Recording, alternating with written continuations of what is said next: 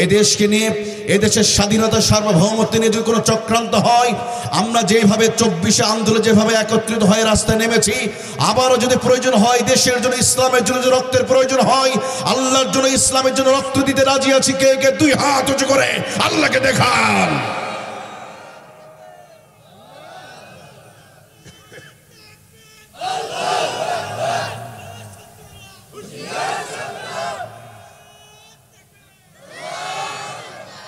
আল্লাহ আমাদের সবাইকে কবুলে মঞ্জুর করুন, আমিন। কুল ইন্না সালাতি ওয়া নুসুকি ওয়া মাহইয়ায়া ওয়া মামাতি লিল্লাহি রাব্বিল আলামিন।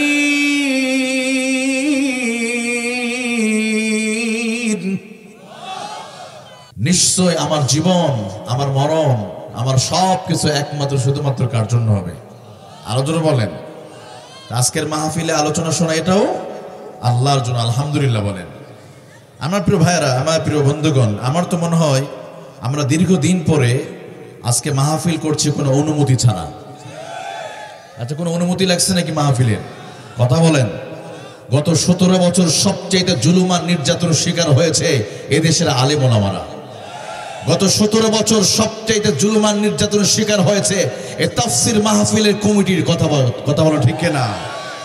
মাহফিলের অনুমতির জন্য যেতে হয়েছে মেম্বারের কাছে। মেম্বার অনুমতি দিলে চেয়ারম্যান বন্ধ করে দেয়, চেয়ারম্যান অনুমতি দিলে এমপি সাহেব বন্ধ করে দেয়, এমপি অনুমতি দিলে মন্ত্রী বন্ধ করে দেয়। আলোচনা তৈরি হয়ে গেছে, স্টেজ তৈরি, মাহফিল রেডি, বক্তা চলে আসছে, এরপরও পূর্ব ঘোষিত ছাড়া হঠাৎ করে পুলিশ এসে মাহফিল বন্ধ করে দিত। দীর্ঘদিন এভাবে মাহফিল নিয়ে এই দেশের মুসলমানদের সাথে তামাশা করা হয়েছিল। কথা বলো ঠিক কিনা? আল্লাহ রাব্বুল আলামিন বলেন সেই তামাশা খুব বেশি দিন যায় নাই। কথা বলেন ঠিক কিনা? এই জন্য আমরা মনে মনে চাইতেছিলাম কবে যে বিদায় হবে। আমরা চেয়েছিলাম পদত্যাগ। আল্লাহ বলে, বান্দা তোমরা তো চাইতে পারো না, পদত্যাগ কেন হবে? তোমাদের উপর যে জুলুম নির্যাতন করেছে আমি তো আল্লাহ এমনিতে ছাড়তে পারি না। তোমরা চেয়েছো পদত্যাগ, আর আমি আল্লাহ তাদেরকে দেশ ছাড়া করে দিয়েছি। কথা ঠিক কিনা? কিসের পদত্যাগ? যারা জুলুম আর নির্যাতন করবে তাদের এই জমিনে থাকার কোনো জায়গা নাই। এই জন্য বিশ্ব নন্দিত মুফাসসির কোরআন আল্লামা সাঈদী রাহমাতুল্লাহ আলাইহি তিনিও একটা কথা বলেছিলেন। ওনার জীবন থেকে 13টা বছর মাইনাস করা হয়েছে। 13 বছর 3 মাস তিনি জেলখানার ভিতরে ছিলেন। কি অপরাধ ছিল তার? তিনিও বলেছিলেন ওনার কথাগুলো আজকে হুবহু সত্যিতে পরিণত হয়েছে। এমন একটা সময় আসবে যখন পালানোর তোমরা জায়গা পাবে না। এমনকি তারা পালানোর জন্য মুখের দাড়ি কেটে পালাতে চেয়েছে, কিন্তু আল্লাহ বলে ফাইনা তাযহাবুন, তোমরা পালাবে কোথায়? যেখানে যাবে সেখানে তোমরা জুলুম আর যেখানে তোমরা লাঞ্ছিত হবে, অপমানিত হবে। এই জন্য প্রিয় ভাইয়েরা, আল্লাহ তাআলা আমাদের এই পরিবেশ দিয়েছে, এই জন্য খুশি না বেজার? আরো জোরে বলেন। যদি খন খুশি তাহলে জোরে একটা তাকবীর দিতে হবে, জোরে তাকবীর দিতে হবে।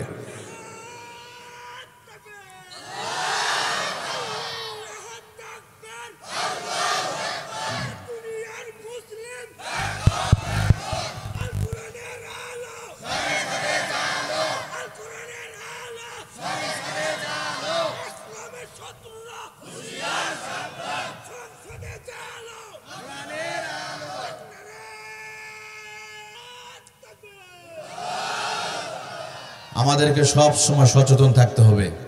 আপনারা জানেন আজকেও চট্টগ্রামে একজন আইনজীবীকে হত্যা করা হয়েছে। এদেশে মুসলমানরা অমুসলিমদের মন্দির পাহারা দেয়, আর সেই পুরস্কার হিসেবে আজকে চট্টগ্রামে একজন মুসলমান আইনজীবীকে তাকে জবাই করা হয়েছে।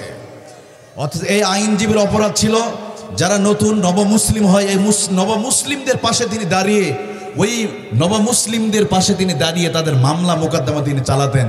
আর এই জন্য তাকে আজকে কি করা হয়েছে, চট্টগ্রামে অমুসলিমরা জবাই করে হত্যা করে। অথচ গত 2 দিন আগে ভারতে 3 জন মুসলমান তারা হত্যা করেছে। আমাদের পার্শ্ববর্তী দেশ থেকে চরম চক্রান্ত হচ্ছে। এই জন্য আমি বলি, আমরা যেই মত হয়, যেই দলের হয়, আমরা যুবকরা সবসময় ঐক্যবদ্ধ হয়ে থাকতে হবে।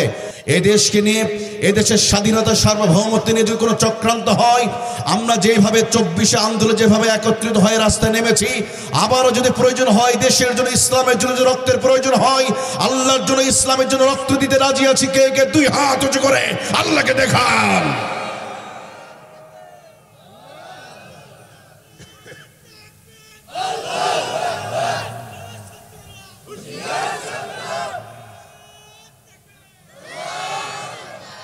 আল্লাহ আমাদের সবাইকে কবুলে মঞ্জুর করে নিক, আমিন। আমার প্রিয় বন্ধুগণ, কোরআনুল কারীমের বিশেষ করে আমি ছাত্রদেরকে দেখে আমি একটা আয়াত আজকে পড়ার চিন্তা ভাবনা করেছি। আলোচনা করার ইচ্ছা ছিল আরেকটি আয়াতে কারিমা, কিন্তু বাচ্চাদের উপস্থাপনা দেখে হঠাৎ করে সিদ্ধান্ত চেঞ্জ করে ফেললাম। আমি আজকে আলোচনা করব কোরআনুল কারীমের 36 নম্বর সূরা সূরাতুল ইয়াসিনের 65 নম্বর আয়াতে কারিমা। এই আয়াতকে নিয়ে আপনাদের সামনে যেহেতু তাফসির লিখেছেন, তাফসির করার চেষ্টা করব, যদি আপনারা একটু দোয়া করে দেন, কারণ এই কিতাব থেকে তাফসির করা কখনো সম্ভব নয় যদি না আল্লাহ আমাকে সাহায্য না করে। কারণ কোরআনের আলোচনা এতটাই গভীরতা, এতটাই এই আলোচনার কোরআনের মর্যাদা, এর গভীরতা এতটাই বেশি যে গোটা পৃথিবীর সমস্ত সমুদ্রের পানি যদি এক জায়গায় একত্রিত করা হয় আর গোটা পৃথিবী গাছগুলো কেটে যদি কলম বানানো হয়, গাছ নামক কলম দিয়ে সমুদ্রের পানি নামক কালি দিয়ে এই কোরআনে গভীরতা লেখা শেষ করলে সমুদ্রের পানি শেষ হবে, গাছ নামক কলম শেষ হবে, কিন্তু কোরআনে গভীরতা লেখা সম্ভব হবে না। সাহারা মরুভূমিতে কি পরিমাণ বালি আছে বিজ্ঞান এটাও বের করবে।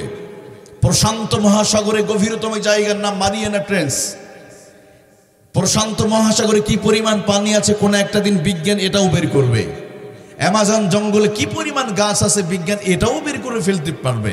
কিন্তু বিজ্ঞান যতই চেষ্টা করুক, কিন্তু কোরআনের আলোচনা, এর ব্যাখ্যা বিশ্লেষণ করে শেষ করা যাবে। এই জন্য এই কিতাব থেকে আলোচনা হবে। আপনারা খুশি আছেন? চলুন আমরা শুরু করতে চাই। আল্লাহর কাছে সাহায্য চেয়ে সকলে বলি, আউযু বিল্লাহি মিনাশ শাইতানির রাজিম, বিসমিল্লাহির রাহমানির রাহিম। আল-ইয়াওমা নাখতিমু আলা আফওয়াহিহিম ওয়া তুকাল্লিমুনা আইদিহিম ওয়া তাশহাদু আরজুলুহুম বিমা কানু ইয়াকসিবুন। আল্লাহু আকবার। আল্লাহ রাব্বুল আলামিন ঘোষণা করেন, আল ইয়াউমা নাখতিম, সেই দিন, নাখতিমু আলা আফওয়াহিহিম, রব্বুল আলামিন ঘোষণা করলেন দুনিয়ার মানুষকে শুনে রাখো, তোমাদের মুখে কঠিন ওই মুসিবতের দিনে তোমাদের মুখে মোহর মেরে দেওয়া হবে। ওয়া তাশহাদু আরজুলুহুম, শাহাদা দিবে তোমাদের হাত, কথা বলবে তোমাদের হাত। ওয়া তুকাল্লিমুনা আইদিহিম ওয়া তাশহাদু আরজুলুহুম, তোমাদের পা কথা বলবে। বিমা কানু ইয়াকসিবুন, যা দুনিয়াতে তোমরা যা অর্জন করেছো সব কিছু সাক্ষী দিবে আমাদের অঙ্গ প্রত্যঙ্গগুলো। ঘোষণাটা কার? আরো জোরে বলেন। এই আয়াতটা কোন সূরা থেকে আপনাদের কি মনে আছে প্রিয় ভাইরা? আলহামদুলিল্লাহ, সবই তো জেনে গেছেন। সূরাতুল ইয়াসিন। কোরআনুল কারীম এটা এমন একটি গুরুত্বপূর্ণ সূরা যেটাকে আল্লাহ রাসূল বলেন, ইন্না লিকুল্লি শাইইন কলবান ওয়া কলবুল কুরআনি সূরাতুল ইয়াসিন। আমার নবীজি মুহাম্মদুর রাসূলুল্লাহ সাল্লাল্লাহু আলাইহি ওয়াসাল্লাম বলেন, প্রত্যেকটা জিনিসের একটা হৃদয় আছে, কলব আছে। নিশ্চয় কোরআনুল কারীমের কলব হলো সূরাতুল ইয়াসিন।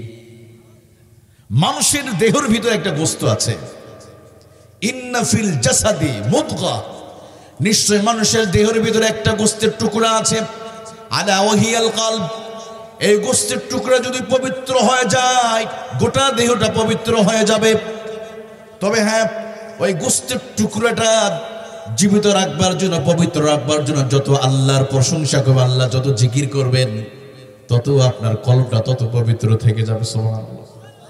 এই জন্য কলবের ভিতরে আল্লাহর জিকির বসায়া দিতে হবে। কি বসায়া দিবেন?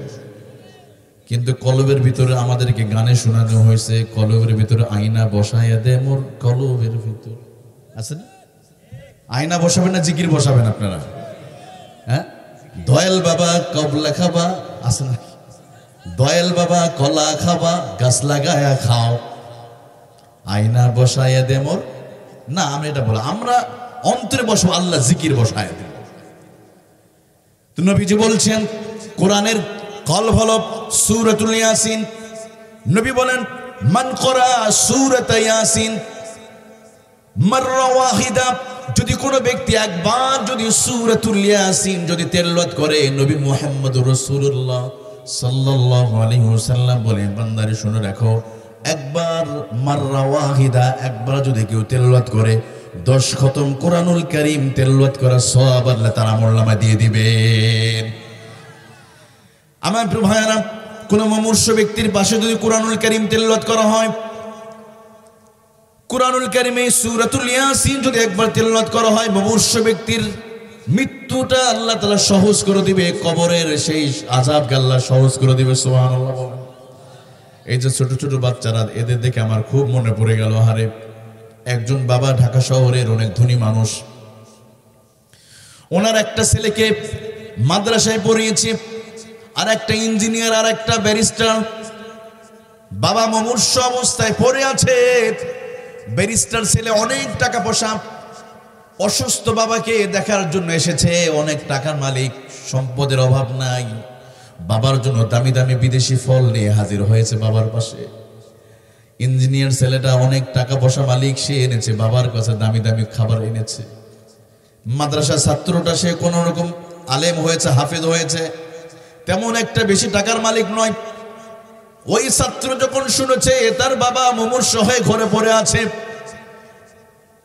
মসজিদের ইমামতি করে, মাদ্রাসা চাকরি করে, বেতন ৩-৪ হাজার টাকা, তাও বাকি থাকে 2 মাস।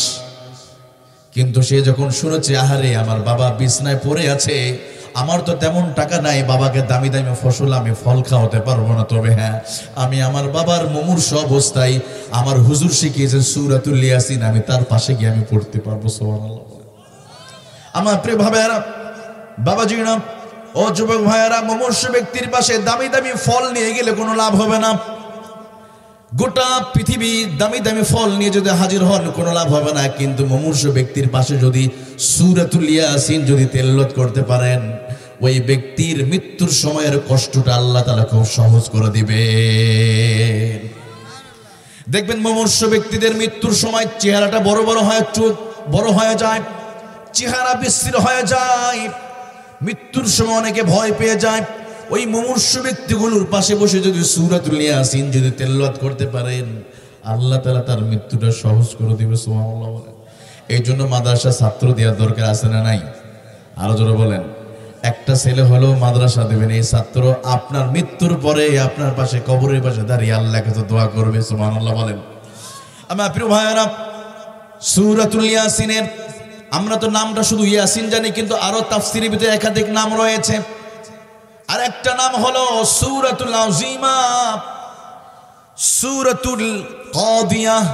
কাদিয়া অর্থ হাজত। কোন মানুষ যদি তার প্রয়োজনে যদি সূরাতুল ইয়াসিন যদি তেলাওয়াত করে, আল্লাহ রাব্বুল আলামিন এই সূরার বরকতে তার হাজত আল্লাহ পূরণ করে দিবে। ছেলের সামনে পরীক্ষা, রেজাল্ট হবে, আপনি পড়েন না সূরা ইয়াসিন পড়ে দোয়া করেন, বিপদে পড়েছেন পড়ে দোয়া করেন, আল্লাহ দোয়া কবুল করে নেবে। এই সূরার আরেকটা নাম আছে সূরাতুল মুহিম্মা। মুহিম্মা অর্থ হলো শত্রু চোখে অন্ধ করে দেয়।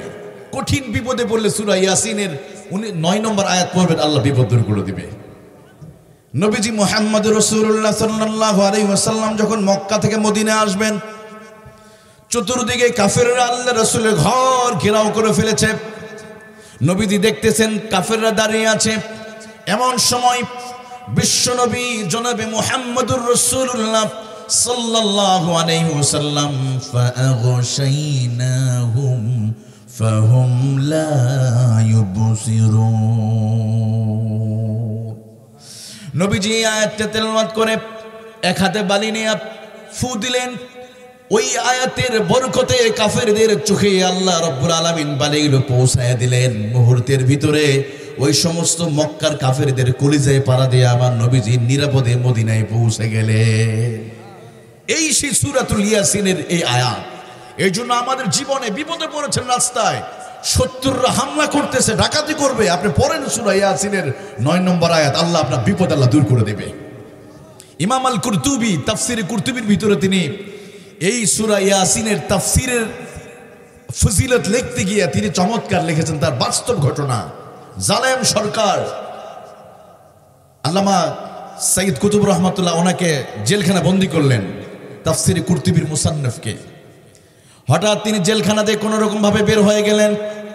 এমন সময় পুলিশরা সেই মুফাসসিরকে অ্যারেস্ট করার জন্য পেছনে দৌড়ানো শুরু করলো। তাফসীরে কুরতুবীর লেখক তিনি দৌড় মারলেন, পেছনে পুলিশ, বালির সামনে পড়ে গেলেন। সামনে পুলিশ দেখে সূরাতুল ইয়াসিন তিনি তেলাওয়াত করা শুরু করে দিলেন, সেই 9 নম্বর আয়াত। তেলাওয়াত করার বরকতে ওই সমস্ত পুলিশগুলো তার চোখগুলো তিনি দেখতে পারলেন না, কোথায় তিনি পালিয়ে গেছেন। তিনি এই বাস্তব উপকৃত হওয়ার পরে ওই তাফসীরের ভিতরে তিনি বাস্তব ঘটনা তিনি লিখেছেন। সুবহানাল্লাহ বলেন। এই জন্য আমাদের কঠিন বিপদে পড়লে এই সূরাটা আমল করো, রাজি আছি তো ইনশাআল্লাহ? আমার প্রিয় ভাইয়েরা, চলুন না আমরা ওই আয়াতের তাফসীরের দিকে চলে যাই। কিয়ামতের কঠিন মুসিবতের দিন আল্লাহ রাব্বুল আলামিন আমাদের প্রত্যেকটা অঙ্গ প্রত্যঙ্গ আমাদের বিরুদ্ধে সাক্ষী দিবে অথবা পক্ষে সাক্ষী দিবে। যদি আল্লাহর এই নিয়ামতগুলো যদি সঠিকভাবে আমরা ব্যবহার করি, আমাদের পক্ষ সাক্ষী দিবে। এই হাত কথা বলবে সেদিন কঠিন মুসিবতের দিন। আল্লাহ যখন ডান হাতে আমলনামা দিয়ে দেবে, কিছু মানুষ অস্বীকার করবে, কিছু কাফের আছে তারা অস্বীকার করবে, বলবে আল্লাহ তোমার ফেরেশতারা বেশি লিখে ফেলেছে। নাউজুবিল্লাহ বলেন। আল্লাহ তখন কি করবে? মুখে মোহর মারবে, মোহর মেরে দিয়ে এবার হাতে জবান খুলে দিবে।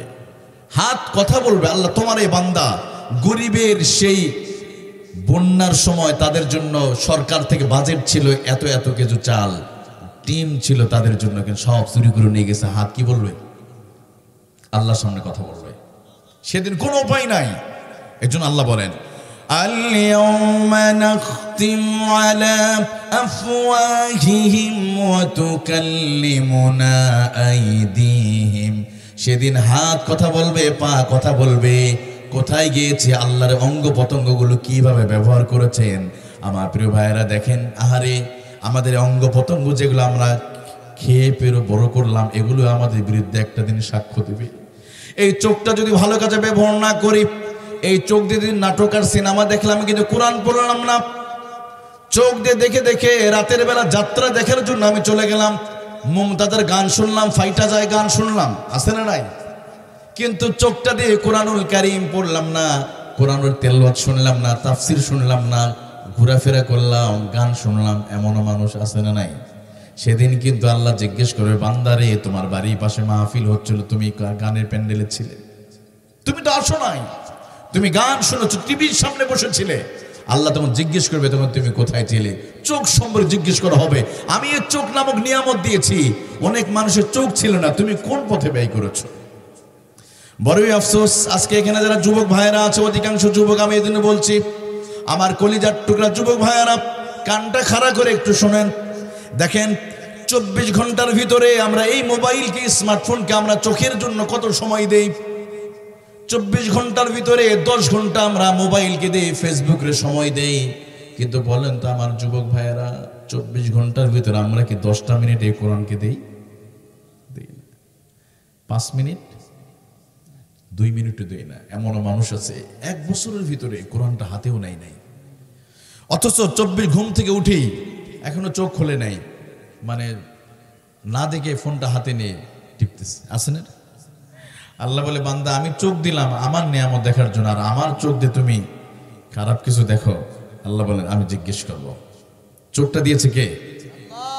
আলাম নাজআল লাহু আইনাইনি ওয়া লিসানান ওয়া শাফাতাইন।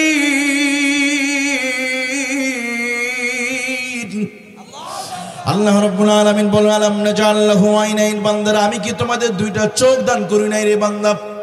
এই চোখ শুধু ফেসবুক দেখার জন্য নয়, এই চোখটা দিয়ে শুধু সিনেমা দেখার জন্য নয়, নাটক দেখার জন্য নয়, এই চোখটা দিয়ে মাঝে মাঝে কোরআন তেলাওয়াত করার জন্য, মাঝে মাঝে আবার যখন কোরআনের বিরুদ্ধে যখন স্লোগান আসবে, কোরআন প্রতিষ্ঠার আন্দোলনের জন্য আবার চোখটা দেখে দেখে রাস্তায় বের হতে হবে। কথা বলেন ঠিক কিনা? কোরআন প্রতিষ্ঠার আন্দোলনও আবার আমাদের যাওয়া লাগবে। আমার প্রিয় ভাইয়ারা, হাত কথা বলবে। এই হাত দিয়ে কাকে আঘাত করেছেন, এই হাত দিয়ে কারে আঘাত করেছেন, এই হাত দিয়ে জবান দিয়ে কারে হুমকি দিয়েছেন, কারে মিথ্যা মামলা দিয়েছেন, সব হিসাব আল্লাহ নিয়ে নেবে। কথা বলা ঠিক কিনা? এই জবান দিয়ে কারে হুমকি দিয়েছেন, এর প্রত্যেকটা হিসাব নিবে কে? আরো জোরে বলেন। কিন্তু অহংকারীরা যখন ক্ষমতা পেয়ে যায়, অবৈধভাবে যখন মানুষ ক্ষমতায় থেকে যায়, তখন তাদের জবান দিয়ে উল্টা পাল্টা বক্তব্য দেওয়া শুরু করে দেয়।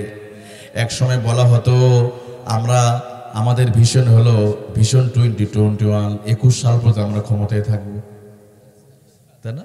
না, প্রথমে 21 বলেছিল, তাই না? প্রথমে বলেছিল 21 সাল। 21 সালে যখন টিকে গেল, এবার বললো আমাদের মিশন 42। কত? এই যে অহংকারে জবান দিয়ে বলা শুরু করেছে, অহংকারী বক্তব্য। আল্লাহ রাব্বুল আলামিন দেখে দিল 42 নয় 24-এর ভিতরে তাদের চরম পতন হয়েছে। কথা কোন ঠিক কিনা? ক্ষমতার মালিক কে? আরো জোরে বলেন। আলেমদেরকে দেখলে জঙ্গিবাদ আর মৌলবাদ আছে না নাই?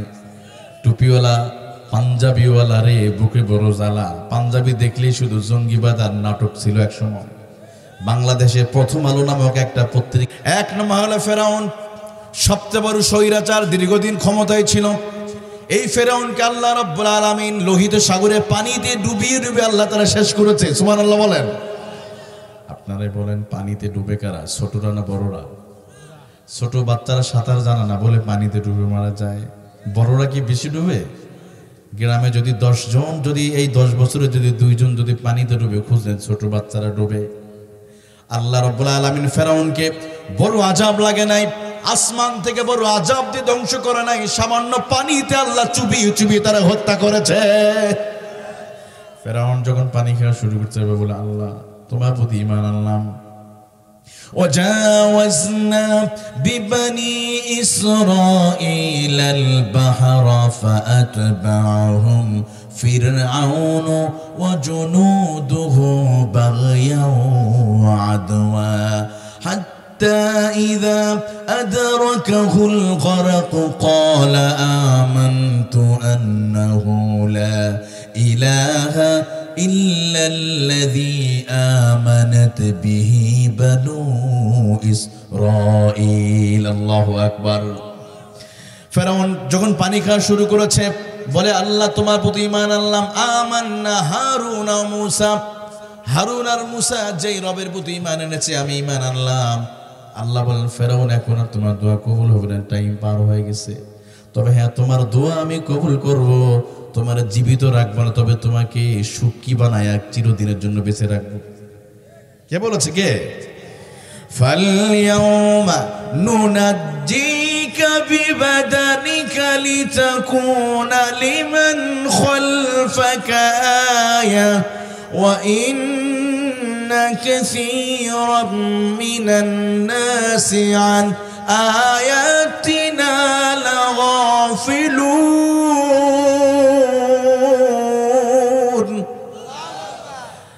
আল্লাহ বলে, তোর শরীরটাকে আমি সুটকি বানায় রাখবো। আজও আছে না নাই? আমার প্রিয় ভাই, আর একজন জালেম স্বৈরাচারকে আল্লাহ তাআলা সামান্য মূসা দিয়ে আল্লাহ বিদায় করেছে। আল্লাহু আকবার। নমরুদকে রব্বুল আলামিন, নমরুদ আল্লাহর সাথে বেঈমানি করেছিল, বাটপারি করেছিল। আল্লাহর সাথে পাল্লা দিলে কাল্লা থাকবে নাকি? নমরুদ আল্লাহর সাথে বেঈমানি করলো। আল্লাহ বলে, নমরুদের তোরা সাইজ করতে আমার বেশি সৈন্যবাহিনী লাগবে না, সামান্য একটা অসুস্থ প্রতিবন্ধী মশা আল্লাহ তাআলা পাঠায় দিলেন, নাকের ভিতরে ঢুকে যায়, এবার মশার আঘাতেই শেষ। আবু জেহেল অনেক বড় বেঈমানি করেছিল নবীর সাথে। এই আবু জেহেলকে বিদায় করার জন্য অনেক বড় বড় সাহাবীর প্রয়োজন হয় নাই। আবু উবাদা ইবনুল জাররাহ জীবিত ছিল, খালিদ সাইফুল্লাহ তখনও জীবিত ছিল, আব্দুর রহমান ইবনে আউফ তখনও জীবিত ছিল। কিন্তু আমার আল্লাহ রাব্বুল আলামিন আমার নবীর দুশমন সেই আবু জেহেলকে বিদায় করেছে সামান্য মাছ আর মাওয়াজকে দিয়া। কথা বলেন ঠিক কিনা? ঠিক তেমনি ভাবে আমার প্রিয় ভাইয়ারা, গত 17 বছর ধরে এই স্বৈরাচাররা যখন এদেশের 16 কোটি মানুষের উপরে চাপিয়ে বসেছিল, দীর্ঘ 17 বছর ধরে বড় বড় রাজনীতিবিদরা বিভিন্ন কর্মসূচি দিয়ে যখন তাদেরকে নামাতে পারে নাই, আর এই কলেজ বিশ্ববিদ্যালয় মাদ্রাসার ছাত্ররা, ছোট ছোট ছাত্ররা, আল্লাহ রাব্বুল আলামিন ঐশী আবাবিল পাখিদের মতো ছোট ছোট ছাত্রদেরকে আল্লাহ তাআলা তাদের কলিজার ভিতরে বিপ্লবী চেতনা দান করে দিলেন। যুবকরা রাস্তায় নেমে গেল, তাদের অহংকারে, তাদের অহংকার, তাদের সব ক্ষমতা আল্লাহ তাআলা মাত্র 45 মিনিটের মধ্যে আল্লাহ শেষ করে দিয়েছে।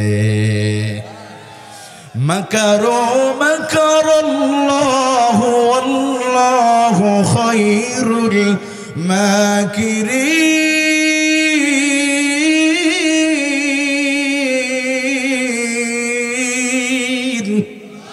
আল্লাহ রাব্বুল আলামিন বলে, আমি হলাম সবচেয়ে বড় কৌশলী, সবচেয়ে বড় মাকার। তোমরা হয়তো চেয়েছিলে দীর্ঘদিন ক্ষমতায় থাকবে, আল্লাহ বলে ক্ষমতা তো আমার হাতে। ক্ষমতা কার হাতে? আরো জোরে বলেন। তারা ভেবেছিল দীর্ঘদিন আমরা ক্ষমতায় থাকবো। বারবার তারা অহংকার করে বলতো, ওই জবান দিয়ে বলতো, আসো খেলা হবে। বলতো কোন দিক দিয়ে? মুখ দিয়ে না, খেলা হবে আসো। জনগণ যখন নেমে গেল, খেললোর দিকে এখন আর পাওয়া যায়। আরো ধরে বলেন। আমার প্রিয়, এই জন্য কথা বলার সময় আমাদের হিসাব করে বলতে হবে। এই জন্য আল্লাহ বলেন, এই জবান ওয়াতুকাল্লিমুনা আইদিহিম, হাত কথা বলবে, জবান কথা বলবে। আপনি কারে ধমক দিলেন, কারে আঘাত করলেন, কারে গালি দিলেন, আপনি কারে মৌলবাদ বললেন, এই হাত দিয়ে কারে আঘাত করেছেন, সব আল্লাহ ফাঁস করে দেবে। এই হাত দিয়ে কার জায়গা দখল করলেন, এই হাত দিয়ে কার সম্পদ চুরি করেছেন। গত 17 বছর ধরে বাংলাদেশ থেকে 17 লক্ষ কোটি টাকা বিদেশে পাচার করেছে। কথা কোন ঠিক কিনা? ওয়াতুকাল্লিমুনা আইদিহিম, কিয়ামত তো দূরের কথা, দুনিয়াতেই তাদের বিচার হবে। কথা বলেন ঠিক কিনা? দুনিয়াতেই বিচার হবে। কিয়ামত তো দূরের কথা, ওটা তো আছে পরে। এই দুনিয়াতেই তাদের বিচার হবে। এই হাত দিয়ে কিভাবে আপনি চুরি করেছেন গরিবের টাকা।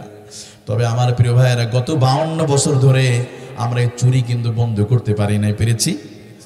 গত 53 বছর ধরে বড় বড় দলগুলো ক্ষমতা আছে, কিন্তু দুর্নীতি দূর করতে পারে নাই। তবে আমি আপনাদের বলে দিতে চাই, 52 বছর লাগবে না, 52 মাস লাগবে না, 52 মিনিটের ভিতরে দুর্নীতি দূর হয়ে যাবে, যদি আমরা কোরআনুল কারিমটা পার্লামেন্টে নিতে পারি। কথা বলে ঠিক কিনা? এই জন্য আমার প্রিয় ভাইয়েরা, কোরআনের শাসন যতক্ষণ না প্রতিষ্ঠিত না হবে, যতই বিচার করেন, যতই আসামি অ্যারেস্ট করেন, দুদিন পরে আবার জামিন পেয়ে আবারও তারা চুরি করবে। এই জন্য কোরআনুল কারিম নিতে হবে কোথায়? আরো ধরে বলেন। এই জন্য আমার প্রিয় ভাইয়েরা, তাহলে এই কোরআন প্রতিষ্ঠার জন্য যদি কখনো ডাক আসে, কোরআন প্রতিষ্ঠা আন্দোলনের কর্মী হওয়ার যদি ডাক আসে, সেই ডাকে সাড়া দিব তো? রাজি আছে তো ইনশাল্লাহ? এই জন্য আমি বলতে চাই, আমার যুবক ভাইয়েরা, যদি কখনো কোরআন প্রতিষ্ঠার আন্দোলন ডাক যদি আসে, ইসলামী শাসনে যদি ডাক আসে, এটা সেই যেই ব্যানারে হোক, আমরা কোরআন প্রতিষ্ঠার আন্দোলন সামিল হবে। কথা বলো ঠিক কিনা? আমার নবীজি জাহেলি যুগে, সেই বর্বর যুগের মানুষদেরকে পরিবর্তন করেছেন এই কোরআনুল কারিম দিয়ে। জাহেলি যুগের মানুষদের যখন ডাইলেক্ট ছিল দুইটা, might is right, blood for blood, জোর যার, মুল্লুক তার, যার ক্ষমতা তারই সবকিছু। এমন সময় আমার নবীজি কোরআন দিয়ে ওই জাহেলি যুগের মানুষদেরকে পরিবর্তন করেছেন। কথা বলো ঠিক কিনা? এই জন্য আবারও যদি বর্তমান বাংলাদেশের সময় এই ঘুণধরা সমাজকে যদি পরিবর্তন করতে হয়, এই ঘুণধরা সমাজ পরিবর্তন করবার জন্য কোরআনকে পার্লামেন্টে নিয়ে কোরআনের আইন শাসন করবার যদি ডাক আসে, আর সেই ডাকের যদি যারা বাধা হয়ে দাঁড়াবে, তাদের বিরুদ্ধে যদি 1 সাগর রক্তের প্রয়োজন হয়, কোরআন প্রতিষ্ঠার আন্দোলনে রক্ত দিতে রাজি আছে কে কে? 2 হাত উঁচু করে আল্লাহকে দেখান।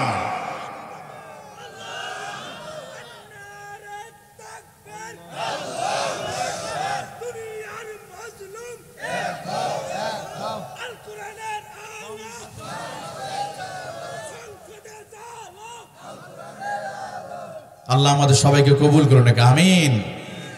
আমার প্রিয় ভাইয়ারা, এই হাত কথা বলবে, জবান কথা বলবে।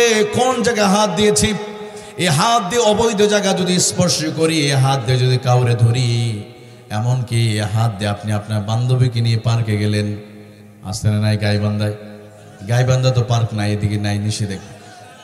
এই হাত দিয়ে যদি আপনার বান্ধবীর হাত ধরেন, যতক্ষণ ধরবেন ততক্ষণ গুনাহ না সওয়াব হবে। তবে হ্যাঁ, স্ত্রী হাত যদি ধরেন, যতক্ষণ বইয়ের হাত ধরে থাকবেন, ততক্ষণ আল্লাহ তাআলা সগীরা গুনাহ মাফ করে দিবে। কিন্তু এই হাত যদি, বান্ধবীর হাত যদি ধরেন, আল্লাহ রব্বুল আলামিনের ক্যামেরার মধ্যে এটা ভিডিও হয়ে যাবে, আল্লাহর সামনে জবাব দেওয়া লাগবে। অথচ আমার প্রিয় রাসূলুল্লাহ, সাহাবীরা কত সতর্ক ছিল। একজন সাহাবীর ঘটনা আপনাদেরকে শোনাই। রাসূলুল্লাহ প্রিয় সাহাবী, এই হাত দিয়ে আমরা কতবার কত খারাপ কাজ করতেছি, কত অন্যায় করছি। এই হাত দিয়ে জীবনে কত জায়গা, অবৈধ জায়গা ধরলাম, কত অবৈধ জায়গায় স্পর্শ করলাম। কিন্তু রাসূলুল্লাহর একজন সাহাবী, নাম ছিল সালাবাতুল আনসারী রাদিয়াল্লাহু আনহুর ঘটনা একটু দিলটা নরম করে দেন আমার প্রিয় ভাইয়ারা। রাসূলুল্লাহ সাহাবী সালাবাতুল আনসারী রাদিয়াল্লাহু আনহু, তিনি মক্কা থেকে মদিনায় এসেছেন। নবী সাল্লাল্লাহু আলাইহি ওয়াসাল্লাম সাঈদ ইবনে আব্দুর রহমানের সাথে বন্ধুত্ব করে দিলেন। অন্যদিকে সাঈদ ইবনে আব্দুর রহমান যুদ্ধের ময়দানে চলে গেলেন।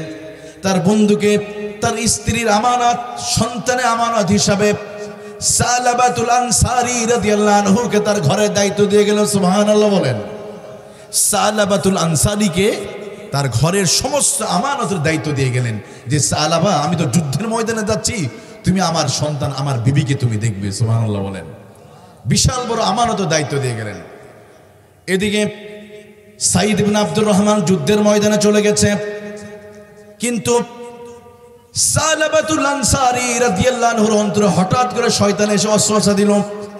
কোন একটা দিন শয়তান এসে সালাবাতুল আনসারীকে এসে বলো, সালাবাতুল আনসারী একটু তাকাও, উনজুর মা খলফাস সতর, একটু বামের দিকে তাকাও, ওই যে তোমার বন্ধুর স্ত্রী এই পাশে গোসল করতেছে, কত সুন্দর চেহারা, অনেক সুন্দর চেহারা, তাকাও, উনজুর ইলা খলফাস সতর, তাকিয়ে দেখো সুন্দরী রমণী, সে কাপড় পরিবর্তন করছে, তুমি দেখো অনেক সুন্দরী রমণী।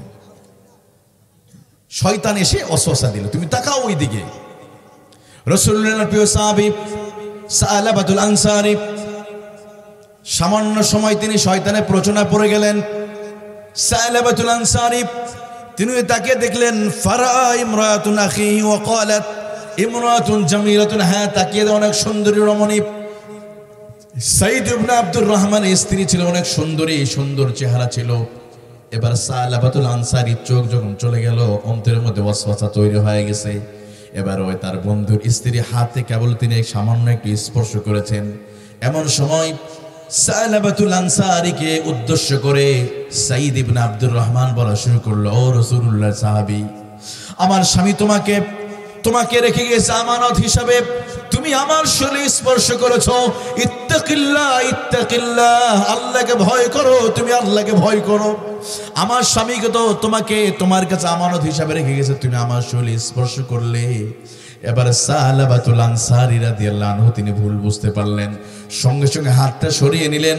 এবার সালাবাতুল আনসারী রাসূলুল্লাহর প্রিয় সাহাবী সঙ্গে সঙ্গে ঘর থেকে তিনি চলে গেলেন। যুদ্ধ শেষ হয়ে গেলে রাসূলুল্লাহ সাহাবী সাইদ ইবনে আব্দুর রহমান তিনি ঘরে চলে আসলেন। ঘরে আসার পরে বিবিকে বলো, আমার প্রাণী স্ত্রী, আমার সন্তানগুলো কেমন আছে, তোমরা কেমন আছো? স্ত্রী বলে, হ্যাঁ আমরা সকলে অনেক নিরাপদে আছি, অনেক ভালো আছি। এবার বলে, আচ্ছা আমার সেই বন্ধু সালাবাতুল আনসারী কোথায় গেল, তারা তো আমি দেখছি না।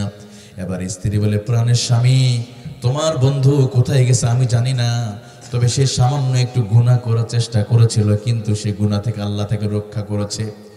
সমস্ত ঘটনা খুলে বর্ণনা করলেন। সে ইচ্ছা করেছিল গুনাহ করার জন্য, কিন্তু আল্লাহ তাকে বাঁচিয়েছে। তোমার বন্ধু সালাবাতুল আনসারী জানি না কোথায় গেছে। এবার সাইদ ইবনে আব্দুর রহমান তিনি বুঝতে পারলেন, সালাবাতুল আনসারীকে খোঁজ করার জন্য তিনি বেরিয়ে পড়লেন।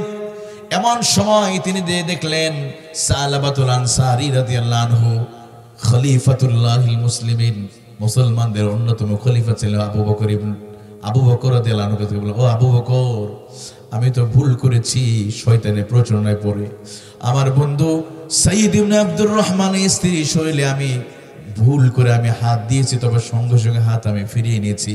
তুমি একটু বলো, ফাহাল মিন তাওবাতি, আমার আল্লাহ কি আমার তওবা কি কবুল করবে নাকি, একটু তুমি মেহেরবানি করে বলো। আবু বকর বলে, না না তুমি চলে যাও সহ, কারণ তোমার কোনো তওবা আল্লাহ কবুল করবে না, কারণ তুমি আমানতের খেয়ানত করেছো।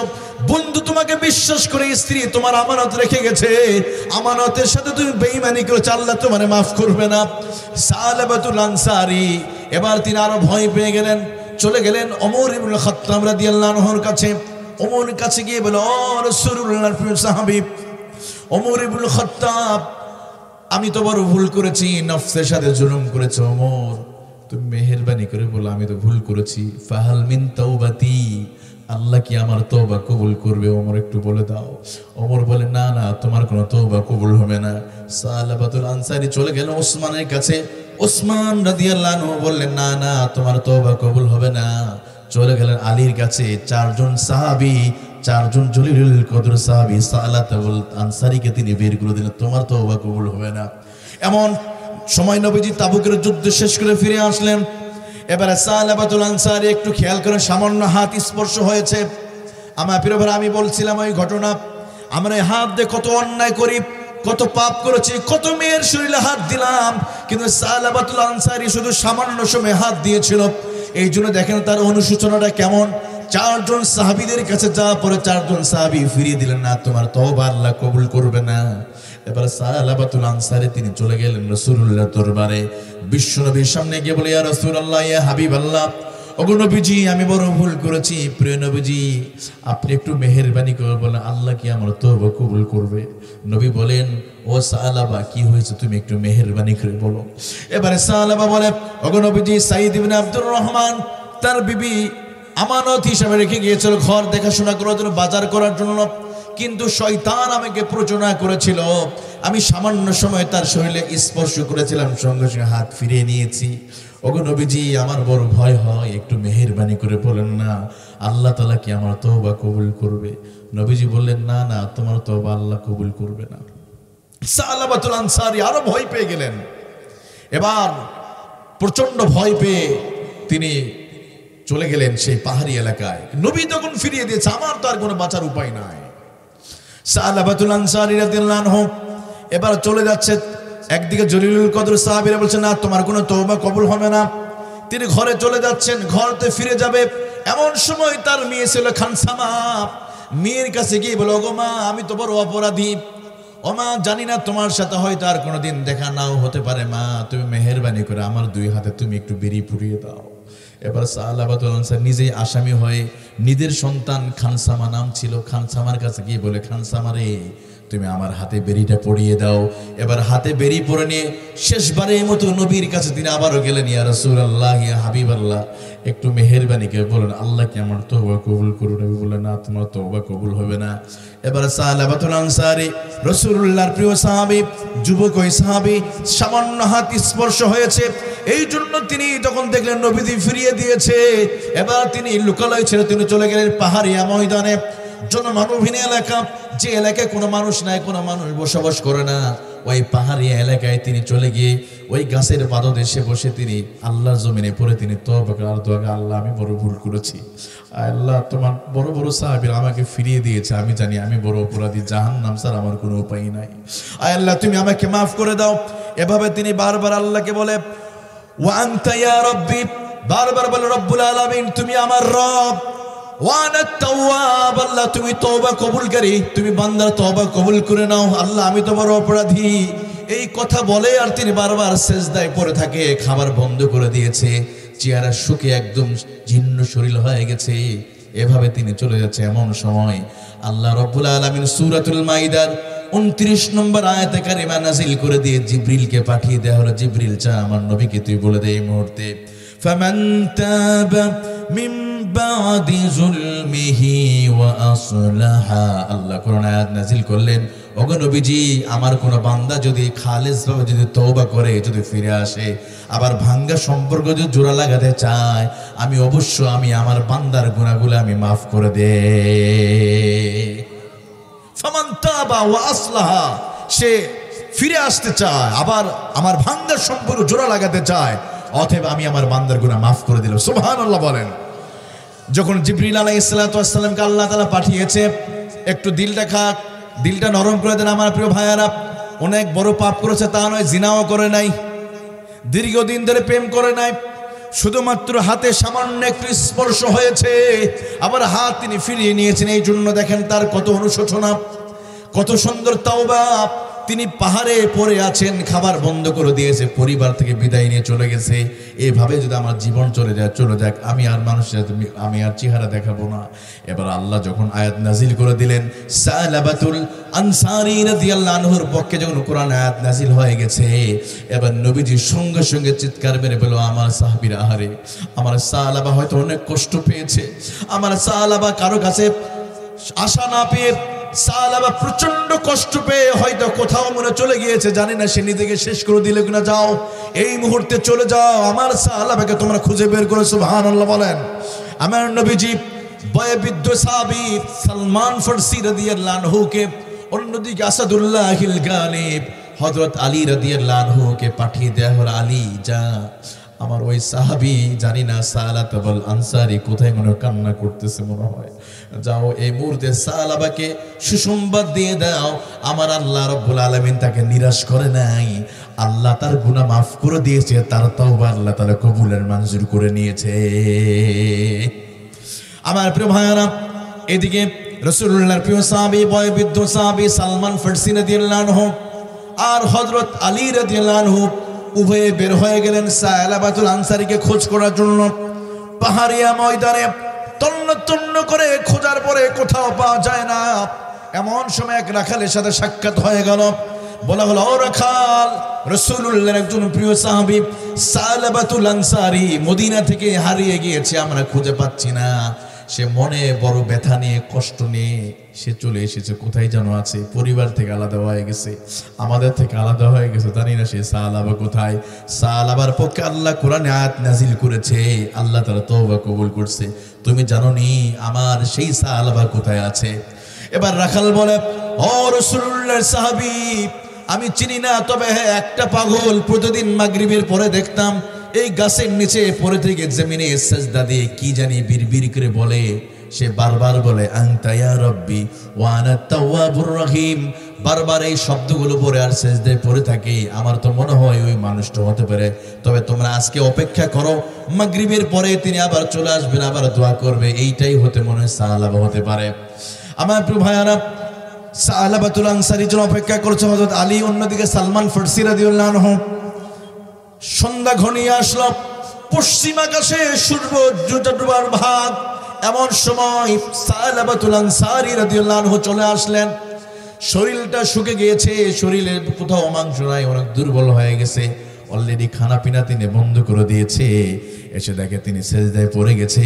এমন সময় আলী রাদিয়াল্লাহু আনহু, সালমান ফারসি এসে তাকে বলে, ও রাসূলুল্লাহ সাহাবী সালাবা, তুমি মাথা উঠাও, আল্লাহ রাব্বুল আলামিন তোমার তওবা কবুল করেছে, সুবহানাল্লাহ বলেন।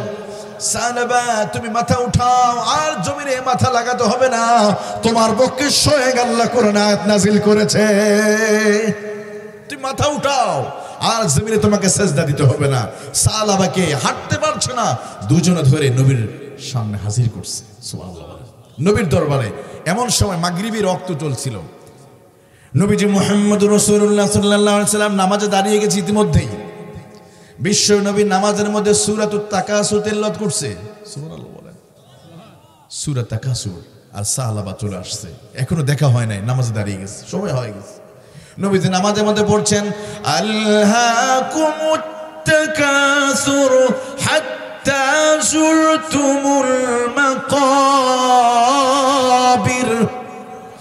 নবীজি তেলাওয়াত করা শুরু করলেন সূরাতুত তাকাসুর।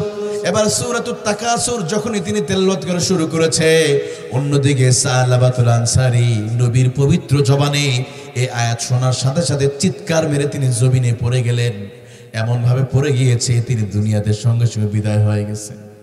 কারণ তার ভয় গুনাহের কারণে, গুনাহের কথা মনে করে, আর ওই আয়াতের কথা যখন মনে হয়েছে, হাত্তা যুরতুমুল মাকাবির, মানুষের সমস্ত প্রতিযোগিতা কবরে না যাওয়া পর্যন্ত শেষ হবে না।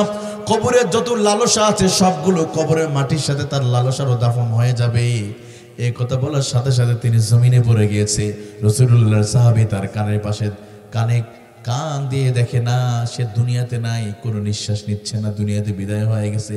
বিশ্বনবী নামাজ দ্রুত শেষ করলেন, সালাবা আনসারী আওয়াজ শুনে এবার নামাজ শেষ হয়ে গেছে। নবী দেখেন না সালাবা এখন আর দুনিয়াতে নাই, আল্লাহ তাআলা তওবা এমন ভাবে কবুল করছে। এভাবে দাফন হয়ে গেল, কাফন শেষ হয়ে গেছে। জানাজার পরে বিশ্বনবী মুহাম্মদুর রাসূলুল্লাহ সাল্লাল্লাহু আলাইহি ওয়াসাল্লাম জানাজার স্থান থেকে যখন যাচ্ছেন, দুই পা আঙ্গুলের উপর ভর দিয়ে নবী হাঁটতেছে, পরিপূর্ণ ভর দেয় না। ওমর বলে, ইয়া রাসূলুল্লাহ, ইয়া হাবিবাল্লাহ, আপনি তো এইভাবে তো কখনো আপনি হাঁটেন না, এভাবে হাঁটছেন কেন? আঙ্গুলের উপর ভর দিয়ে কেন হাঁটতেছেন আপনি? নবীজি বলে, ওমর, আমি যা দেখি তুমি তা দেখো না। আমার কলিজার টুকরা সাহাবী সালাবাতুল আনসারীর তওবা আল্লাহ এমন ভাবে কবুল করেছে, তার মৃত্যুর পরে এত পরিমাণ আল্লাহর নূরের ফেরেশতা এসেছে, আমি এই জমিনে পা দেওয়ার মতো আমি জায়গায় পাচ্ছি না। সুবহানাল্লাহ বলেন। তওবা কেমন কবুল করেছে আল্লাহ। আমার প্রিয় ভাইরা, গুনাহ কি অনেক বড় করছে নাকি? কোনো মেয়েকে পার্কে নিয়ে বসে গেছে? তাহলে এবার বোঝেন, এই হাত দিয়ে যদি কাউকে অবৈধভাবে স্পর্শ করা হয় তার কি হবে? সামান্য স্পর্শ করার জন্য যদি তিনি এতদিন এভাবে কান্নাকাটি করে, নবী যদি ফিরিয়ে দেয়, আমাদের সময় কি কোনো নবী আছে নাকি? আবু বকর, ওমর আছে? কোনো জলিল কদর সাহাবী নাই, কেউ নাই। এই মুহূর্তে যদি এতগুলো গুনাহ হয়ে যায়, আমাদের কোনো পাপ, কোনো ছাড় আছে? এই জন্য আমি বলি, যুবক ভাইয়েরা, একটাবার মনে রাখতে হবে, এই হাত যে যত গুনাহ হবে সব গুনাহ আল্লাহ তাআলা ধরে নিবে। একটা গুনাহ করার সাথে সাথে সঙ্গে সঙ্গে কয়েকটা সাক্ষী দাঁড় হয়ে যাবে। এক নম্বর সাক্ষী হবে জমিনটা আপনার বিপক্ষে সাক্ষী দিবে। জমিন বলে, আল্লাহ অমুক স্কুলের পার্কে গিয়ে, অমুক মাঠে গিয়া তোমার ওই বান্দা বান্দি অমুক পাপের মধ্যে লিপ্ত হয়েছে, জমিন বলে দিবে। তুহাদ্দিসু আখবারাহা, জমিন খুলে খুলে বর্ণনা করে দিবে। দ্বিতীয় নাম্বার সাক্ষী অঙ্গ প্রত্যঙ্গ। আর একটা সাক্ষী আল্লাহর ফেরেশতা আমাদের সাথে আছে, যেখানে থাকেন সব ভিডিও করতেছে কে? আল্লাহ নূরের ফেরেশতা কিরামান কাতিবিন, আল্লাহর একাধিক ফেরেশতা ভিডিও করতেছে। আপনি যেখানে পাপ করবেন সব, আমরা এখানে বসে আছি, আমাদের এগুলো ভিডিও হচ্ছে, আল্লাহ কি ভিডিও করতে পারে না ভাই? সব ভিডিও হবে। কিরামান কাতিবিনা ইয়ালামুনা মা তাফআলুন।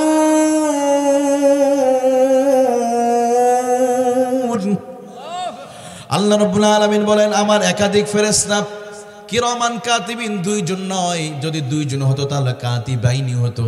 এখানে কাতিবিনা দ্বারা বোঝানো হয়েছে একাধিক আল্লাহ ফেরেশতা আমাদের ভিডিও করতেছে, সব পাপ ভিডিও হচ্ছে। এই জন্য যখন গুনাহ করার জন্য মন চাইবে তখন মনে করবেন আল্লাহর ক্যামেরায় ভিডিও হচ্ছে, তখন আর গুনাহ করার ইচ্ছা হবে? আপনি চুরি করবেন, আপনি চুরি করতেছেন, দেখতেছে কে? আল্লাহ। এই ভয়টা যখন আসবে তখন আপনি পাপ করতে। আজকে মানুষ আমাদের দেশে যে পরিমাণ সিসি ক্যামেরাকে ভয় করে সেই পরিমাণ আল্লাহকে ভয় করে না আমরা। ঢাকা শহরে যে এলাকাগুলোতে সিসি ক্যামেরা আছে ওই এলাকায় একটু অপরাধ কম হয়, যেমন গুলশান, বনানী, খিলগাঁও, মালিবাগ এই এলাকা। আমি থাকি খিলগাঁও এলাকায়, তো যে রোডে সিসি ক্যামেরা ওই রোডে চুরি কম হয়, কারণ ওরা জানে ওই সিসি ক্যামেরা সব ভিডিও। তো আজকে আমরা ক্যামেরাকে যে পরিমাণ ভয় করি সেই পরিমাণ আল্লাহকে আমরা ভয় করি না।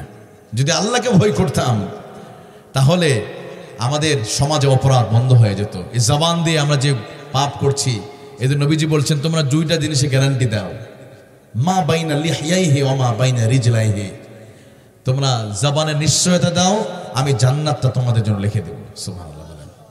কি এই জবান দিয়ে আপনি গ্রামে একটু মনোমালিন্য হইছে, কুত্তার বাচ্চা, হারামজাদা আমরা বলি কিনা? একটু তো আমরা গালি দেই, একটুতে রেগে যাই আমরা না? প্রিয় ভাইরা, আমাদের মধ্যে মনোমালিন্য হতে পারে, কিন্তু মানুষকে কাউকে গালি দেওয়া যাবে? এই জন্য সাহাবীরা, নবীজি এত সচেতন ছিলেন, জবান দিয়ে একটা অতিরিক্ত কথা হচ্ছে কিনা খুব সতর্ক ছিলেন। একবার তো নবী সাল্লাল্লাহু আলাইহি সাল্লাম ওনার মৃত্যুর ঠিক কাছাকাছি সময়, আগে নবীজি জানেন মৃত্যু হবে, আগেই নবীজি বললেন আমার সাহাবীরা তোমাদের সাথে 23 বছর আমি কোরআন প্রতিষ্ঠার আন্দোলন করেছি। সবাইকে ডাকলেন, সমস্ত সাহাবীদেরকে, আবু বকর, ওমর, ওসমান, সবাই রেডি। নবী বক্তব্য দিলেন, বক্তব্য শোনা বললেন আমার সাহাবীরা শোনো, 23 বছর তোমাদের সাথে কোরআনে আন্দোলন করতে গিয়ে আমার এই জবান দিয়ে যদি কেউ কোনো কষ্ট পেয়ে থাকো আমারে মাফ করে দিবা। ক্ষমা চাইতেছে কে? নবীজি মুহাম্মাদুর। ওনার জীবনে কোনো গুনাহ আছে? কোনো গুনাহ নাই, অথচ নবীজি ক্ষমা চাইতেছে সাহাবীদের কাছে। ও আমার সাহাবীরা শোনো, 23 বছর তোমাদের কিনে কোরআন প্রতিষ্ঠা আন্দোলন করেছি, আমার জবান দিয়ে কখনো যদি কোনো ভুল হয়ে যায়, কথায় যদি কোনো কষ্ট পেয়ে থাকো তোমরা বলো, আমি আজকে মাপ চেয়ে নিব, এরপর আমি হাসরের মাঠে আসামি কাঠ করে দাঁড়াতে চাই না। পৃথিবীর শ্রেষ্ঠ মহামানব মা তাকদ্দামা মিন যামবিহি, যার পূর্বের পিছনে গুনাহ আল্লাহ মাফ করে দিয়েছে, আমার নবীজি ক্ষমা চাই সাহাবীদের কাছে। বিশ্ব নবী 3 বার বললেন ও আমার সাহাবীরা, আমার যদি কোনো ভুল হয় মাফ করে দাও। এমন সময় দূর থেকে রাসূলুল্লাহ একজন সাহাবী, নাম ছিল তার ওকাশা দাঁড়িয়ে বলে, ইয়া রাসূলুল্লাহ, ইয়া হাবিবাল্লাহ, আপনার বিরুদ্ধে আমার একটা অবজেকশন আছে। সবাই অবাক হয়ে গেছে, কি ব্যাপার? রাসূলের বিরুদ্ধে অবজেকশন দেয়, এই কোন কথা? সব অবাক হয়ে গেছে। আবু বকর, ওমর কি কর্তব্য বিমূর, আমরা আছি আর আমাদের সামনে রাসূলের বিরুদ্ধে অবজেকশন দেয়, ওকাশা এত বড় সাহস পেল কিভাবে? একটু কল্পনা করেন, নবীজি ক্ষমা চাচ্ছে 3 বার, কেউ বলতে পারলো না। হঠাৎ করে ওকাশা দূর থেকে দাঁড়িয়ে গিয়ে বলে, ইয়া রাসূলুল্লাহ, ইয়া হাবিবাল্লাহ, আমার একটা অবজেকশন আছে আপনার বিরুদ্ধে। নাউজুবিল্লাহ বলেন। নবীজি বললেন, ওকাশা তুমি বলো, কোনো সমস্যা নাই। আমার প্রিয় ভাইয়েরা, রাসূলুল্লাহর হাদিস থেকে বলছি, একটু খেয়াল করেন। জলিলুল কদর সাহাবী হযরত ওকাশা বলে, ইয়া রাসূলুল্লাহ, ফিদাকা বি উম্মি, আপনার জন্য আমার মা বাবা কোরবান হয়ে যাক নবীজি, আপনার জন্য আমি আমার মা বাবাকে আমি জবাই করে দিতে পারি। ইয়া রাসূলুল্লাহ, ইয়া হাবিবাল্লাহ, কুনতু গাজওয়াতি, কোন এক যুদ্ধের ময়দানে আপনার সুন্দর এই চেহারা মোবারক দেখার জন্য আমি আপনার কাছাকাছি চলে গিয়েছিলাম। এমন সময় আপনার হাতের লাঠি দিয়ে আমার শরীরে 2 বার লেগে গেছে গো নবী। আমি মনে করি সেদিন আপনি আপনার লাঠি দিয়ে আপনি আমার আঘাত করেছেন, আমি ব্যথা পেয়েছিলাম। নবীজি বললেন, ওকাশা তুমি কি এমন কথা বলতে পারলে? আমি তো বিশ্ব মানবতার জন্য রহমত করে আল্লাহ আমারে পাঠিয়েছে। সুবহানাল্লাহ বলেন। ওকাশা তুমি এটা বলতে পারলে আমি তোমাকে লাঠি দিয়ে মারবো? আল্লাহ তো আমাকে রহমত করে পাঠিয়েছে, সুবহানাল্লাহ বলেন। মা আরসালনাকা ইল্লা রাহমাতাল লিল আলামিন। নবীজি বললেন, আলী যাও, ঘরে চলে যাও, ওই ঘরের ভিতরে আমার লাঠি আছে, তুমি লাঠিটা এই মুহূর্তে নিয়ে তুমি চলে আসো। আসাদুল্লাহিল গালিব হযরত আলী রাদিয়াল্লাহু আনহু দৌড়ে চলে গেলেন, লাঠি নিয়ে এসে নবীদের হাতে দিয়ে দিলেন। একটু খেয়াল করুন, আবু বকর এবার বলে, ইয়া রাসূলুল্লাহ, ইয়া হাবিবাল্লাহ, আমি জানি আপনি কোনো অপরাধ করেন নাই। নবী বললেন, আবু বকর তুমি বসো। এবার আবু বকর বাধ্য হয়ে বলল, উকাশা, তবে হ্যাঁ, যদি প্রতিশোধ যদি নিতেই হয়, উকাশা আমার নবীর শরীরে নয়, এই নবীর পবিত্র দেহ বাবর্গ নয়, যদি প্রতিশোধ নিতেই হয় আবু বকরের শরীরে তুমি আঘাত করো, আমার শরীরটা ক্ষত বিক্ষত করে তুমি শেষ করে দাও, আমার জীবনের রক্তের বিনিময়ে হলো আমার দয়ার নবীর শরীরে তুমি আঘাত করতে পারবে না। প্রয়োজন হলে আবু বকরকে শেষ করে দাও, আমাকে মারো, কিন্তু আমার দয়ার নবীর শরীরে তুমি মারতে পারবে না। নবী বললেন, আবু বকর ইজলিস, তুমি বসে যাও। ওমর হুঙ্কারতে দাঁড়িয়ে গেছে, পাশ থেকে ওমর দাঁড়িয়ে গেছে। ওমর রাদিয়াল্লাহু আনহু, ওকাশা, আমি তো সেই ওমর যে ওমরের নাম শুনলে শয়তান আর এক রাস্তা দিয়ে পালিয়ে যায়। আমার সামনে আমার নবীকে আঘাত করবে, ওমর এটা সহ্য করতে পারবে না। এত বড় সাহস হলো কেমনে? জলিল কদর সাহাবীদের সামনে তুমি হাতে লাঠি নিয়েছ। বিশ্বনবী বলে, ওমর তুমি বসে যাও। ওমর রাদিয়াল্লাহু আনহু আবার অহংকার দিলেন, না না ইয়া রাসূলুল্লাহ, আমার শরীরে এক ফোঁটা রক্ত থাকা অবস্থায় আপনার শরীরে আমি আঘাত করতে দিব না। ওমর ইবনে খাত্তাব বলে, ওকাশা, যদি প্রতিশোধ যদি নিতেই হয়, ওকাশা রে, তুমি আমাকে আঘাত করো, আমার শরীরটা ক্ষত বিক্ষত করে দাও, আমার শরীরের রক্তের বিনিময়ে হলো আমার কামলিওয়ালা নবী রহমাতুল লিল আলামিন নবীর শরীরে তুমি আঘাত করতে পারবে না। সুবহানাল্লাহ। নবীজি ওমরকে তিনি বসিয়ে দিলেন।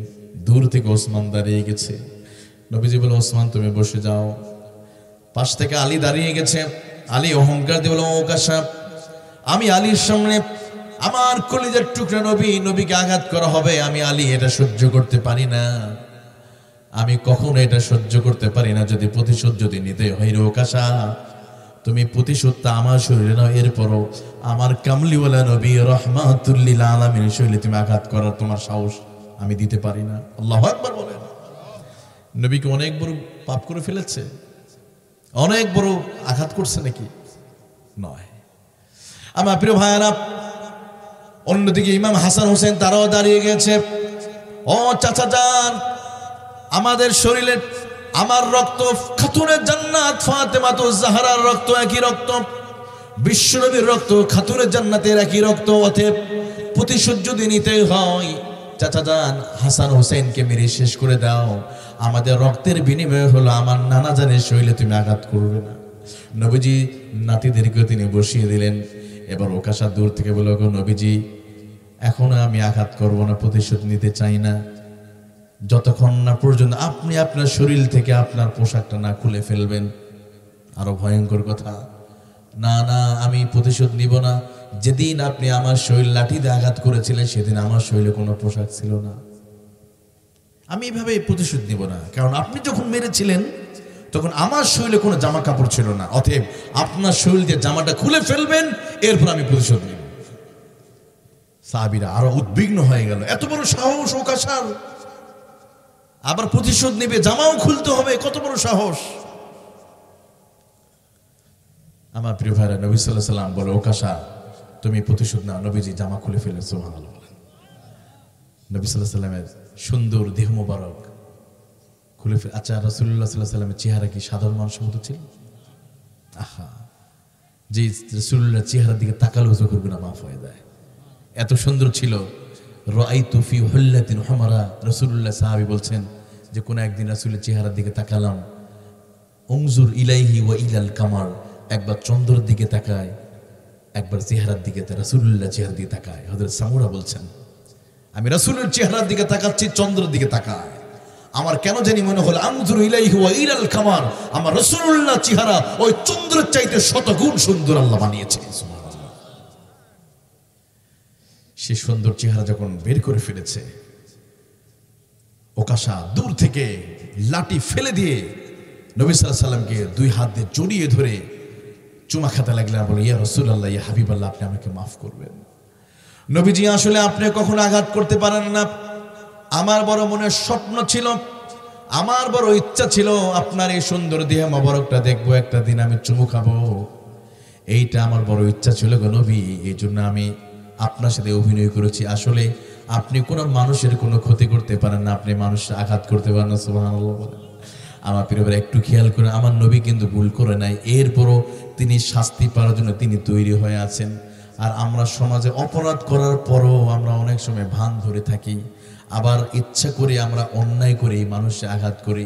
বিভিন্ন জায়গায় এমনও সন্তান আছে দেখবেন, আহারে সন্তান মাকে পিটায়, মাকে খাবার দেয় না। গত 2 দিন আগেও এক কুলাঙ্গার সন্তান তার বাবাকে হত্যা করে ফেলেছে। নাউজুবিল্লাহ, নাউজুবিল্লাহ।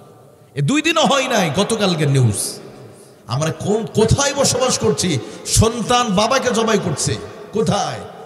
কিয়ামতের আলামত, কিয়ামতের পূর্বে এমন একটা সময় আসবে, সন্তান মা বাবাকে ধমক দিয়ে কথা বলবে, মা বাবাকে পিটাবে। নাউজুবিল্লাহ বলেন। আহা, কি আমাদের বড় করছে ভাই আমাদেরকে? আমাদের মা বাবা যদি না হতো, আমাদের বড় হতে পারতাম? আচ্ছা বলেন, একটা কুত্তার বাচ্চা জন্মের পর দৌড় মারে, জানেন এটা? একটা গরুর বাচ্চা জন্মের 25 মিনিট পরে কষে দৌড় মারে। একটু খেয়াল করেন আমার প্রিয় ভাই, এই এলাকা যত গরু আছে দেখবেন, যখন বাচ্চা জন্ম দেয়, ওই গরুর বাচ্চা জমিনে যখন পড়ে যায়, ফুল থেকে যখন আলাদা হয়ে যায়, মা জিবা দিয়ে চেটে চেটে পরিষ্কার করে। এবার গরুর বাচ্চাটা মাথা উঁচু করে দাঁড়ায়, এরপর দৌড় মারে। আজকে বিজ্ঞান বলছে একটা গরুর বাচ্চা জন্মের 25 মিনিট পরে কষে দৌড় মারে। একটা ছাগলের বাচ্চা দেখবেন জন্ম হয়, জমিনে পড়ে ছাগলের বাচ্চা একসাথে 2টা 3, এরকম আপনি দেখছেন না এরকম? তো ওই বাচ্চাটা যখন পড়ে দেখবেন একটা ফুল নিয়ে পড়ে, রক্তের ঢিবলা নিয়ে পড়ে, এরপর ওটা রক্ত ছড়ে যায়, মা জিবা দিয়ে চেটে চেটে পরিষ্কার করে, তাই না? তো বিজ্ঞান বলছে 30 মিনিট পরে একটা ছাগলের বাচ্চা দৌড় মারে, একটু জোরে দৌড় মারে। ঘোড়ার বাচ্চা জন্মের পর দৌড় মারে, হাতির বাচ্চা 2 ঘন্টা পর দৌড় মারে, মুরগির বাচ্চা 28 দিনে মাথায় ডিম থেকে বের হয়ে দৌড় মারে। কিন্তু আপনাদেরকে একটু বলতে চাই আমার বাবাজিরা, ও যুবক ভাইয়ারা যারা দূর থেকে শুনছেন, একটু মন খারাপ, মনটা নরম করে দেন। একটা গরুর বাচ্চা জন্মে 30 মিনিট পরে দৌড় মানে। এবার আপনারা বলেন তো, মানুষের বাচ্চা জন্মের কতদিন পরে দৌড় মানে? আল্লাহ আকবার বলবেন না এখনো? কুত্তার বাচ্চা জন্মের কিছুক্ষণ পরে দৌড়ায়, ছাগলের বাচ্চা দৌড় মারে, বিড়ালের বাচ্চা দৌড় মারে, ইঁদুর প্রতি 40 দিনে গর্ভবতী হয়, ছোট ছোট বাচ্চা কিলবিল করে জন্মের পরে চলে যায়, ইঁদুরের বাচ্চা দুধ খায়, মায়ের কাছে চলে যায়। তাহলে কল্পনা করেন, একটা গরুর বাচ্চা চাইতে আমরা কত দুর্বল, কত দুর্বল। গরুর বাচ্চা দৌড়ায়, আর মানুষের বাচ্চা এতটাই অসহায়, আমাদের শরীরে একটা মাছি পড়লে মাছি তাড়ানোর ক্ষমতা আছে আমাদের? এই জন্য আল্লাহ বলেন, ওয়া খুলিকাল ইনসানু দাঈফা। আল্লাহ রাব্বুল আলামিন বলেন, বান্দারে তোমাদেরকে আমি দুর্বল করে আমি সৃষ্টি করেছি। কত দুর্বল? একটা গরুর বাচ্চা চাইতেও দুর্বল। তাহলে গরুর বাচ্চা জন্মের 25 মিনিট পরে দৌড়ায়, আর মানুষের বাচ্চা জন্মের পরে 1 মাস নয়, 2 মাস নয়, প্রায় 1.5 বছর লেগে যায় শুধু তার কোমর সোজা করে হাঁটা শিখতে। এবার বলেন, এই 1.5 বছরের ভিতরে আমাদের কে বড় করছে? আপনার মা বাবা বড় করছে। আপনার মা যদি জন্মের পরে যদি দুধ না খাওয়াতো, আপনি বড় হতে পারতেন? জন্মের পরে আপনার খাবার প্রয়োজন হলো, আপনার জন্য আল্লাহ তাআলা কত রহমানুর রহিম। জন্মের আগে থেকে মায়ের স্তন নামক হোটেলের ভিতরে আল্লাহ তাআলা দুধ রিজার্ভ করে রেখে দিয়েছে। সুবহানাল্লাহ বলেন। যখন মায়ের পেটে 3 মাস বয়স, তখন আল্লাহ খাবার রাখছে। এবার দুনিয়াতে আসলাম, জন্মের সাথে সাথে আমরা কান্না করলাম, কান্না জড়িত কণ্ঠে বললাম, ওগো রব, মায়ের পেটের ভিতরে তুমি খাবার দিয়েছো, দুনিয়াতে আসার পরে নাভিটা কেটে দিল, এখন কি খাবো? কান্না জড়িত কণ্ঠে বললাম। এবার আল্লাহ বলে, বান্দা তোর চিন্তার কারণ নাই, তোর জন্মের আগে মায়ের স্তন নামক হোটেলের ভিতরে আমি আল্লাহ খাবার রেখেছি। জোরে কন্যা দেখবেন, একজন মা যখন গর্ভবতী কনসেপ্ট করে ফেলে, পেটে সন্তান আসলে সন্তানও বড় হয়, মায়ের স্তনও বড় হয়। সন্তানের বয়স যদি 3 মাস হয়, মায়ের স্তনটা বড় হয়। যখন 10 মাস, স্তন বড় হয়ে গেছে। কেন? আপনি 7 মাস পর পৃথিবীতে আসবেন। সুবহানাল্লাহ বলেন। প্রতিদিন আপনি 2.5 কেজি 250 গ্রাম দুধ পান করেছেন। বিজ্ঞান 250 থেকে কোনো বাচ্চা 400 গ্রাম দুধ পান করে। কত গ্রাম? তাহলে প্রতিদিন আপনি 400 গ্রাম 500 গ্রাম দুধ পান করেছেন। তাহলে এইভাবে 2.5 বছরে কত মন দুধ আপনি পান করে কোনো হিসাব আছে? 1 ফোঁটা দুধের আমরা দাম দিতে পারবো না আমার প্রিয় ভাইরা। এই জন্য খবরদার, ওই মা বাবার সাথে কোনো খারাপ আচরণ করা যাবে না। দেখেন, জন্মের সময় আমাদের মুখে দাঁত ছিল না, কারণ মায়ের স্তনে দুধ পান করতে হবে। এরপর আল্লাহ তাআলা আমাদের মুখে দাঁত দিল, তাই না? আবার যখন দাঁত পড়ে যায়, দাঁত নিয়ে আবার ইঁদুরের গর্তে চলে যায় আমরা। ইঁদুর মামা তোমার দাঁত আমাকে দাও, আমার দাঁতটা তুমি নাও। এই আমলটা করছে না অনেকে? মহিলারা বেশি করে এটা। ইঁদুর দাঁত দিতে পারে, কিন্তু আমরা তো চেয়েছি ইঁদুরের কাছে, ইঁদুর মামা তোমার দাঁতটা আমার দাঁতটা তুমি নাও। নাউজুবিল্লাহ বলেন। এটা মেয়েরা বেশি করে। আচ্ছা, ইঁদুর কি কখনো দাঁত দেয়? পৃথিবীতে সবচেয়ে বড় দুর্নীতিবাজ হলো ইঁদুর। এই যে ধান লাগে, ধান চুরি করে নিয়ে চলে যায়, তাই না? নিজের মনে করে নিয়ে চলে যায়। আপনি ঘরে একটা এই যে পিচ্ছি, এগুলো আরো শয়তান, ছোট ছোট আছে না, এগুলো কি বলে, শোলায় না কি বলে, এই ইবলিশগুলো ধরাও যায় না, মারাও যায় না এগুলো। তো পৃথিবীর সবচেয়ে বড় দুর্নীতিবাজ ইঁদুর। তো ইঁদুরের কাছে আমি চিন্তা করলাম, বাংলাদেশে এত আল্লাহর ওলি তৈরি হয় না, এত দুর্নীতিবাজ তৈরি হয় কেন? পরে চিন্তা করে দেখলাম, যে দেশের মানুষ ইঁদুরের কাছে দাঁত কামনা করে, ওই দেশে তো বড় বড় দুর্নীতিবাজের জন্ম হবে। কথা বলে ঠিক কিনা? তো ইঁদুরের কাছে দাঁত চাওয়া যাবে? আমাদের মা বোনদেরকে বলছে, মা বোনেরা অনেক বেশি যা আমলটা করে, ছোটবেলায় করছে আমল, আবার পুকুরে ফেলে দেয়। আমার প্রিয় ভাইরা, অনেকের মা নাই, বাবা নাই, সে মা বাবার জন্য দোয়া আসে না নাই? আমরা দোয়া করবো, শেষ মুহূর্তে চলে এসেছি, আপনাদের কষ্ট হচ্ছে নাকি?